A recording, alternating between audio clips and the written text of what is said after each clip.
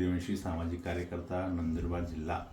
आणि आज रोजी मी औरंगाबाद उच्च न्यायालयाचे वरिष्ठ वकील माननीय मोहिश थोरात साहेब यांच्याकडे आलो आहे. आणि आपल्या नंदुरबार जिल्ह्यामध्ये शेनी मांडळ या गावात जे आपले मुरलीधर अभिमान कोळी जे आहेत यांच्यावर जो काही जीव गुन्हा हल्ला झाला होता, या मॅटरमध्ये आम्ही सर्व पुराव्यांशी साहेबांकडे आलो होतो.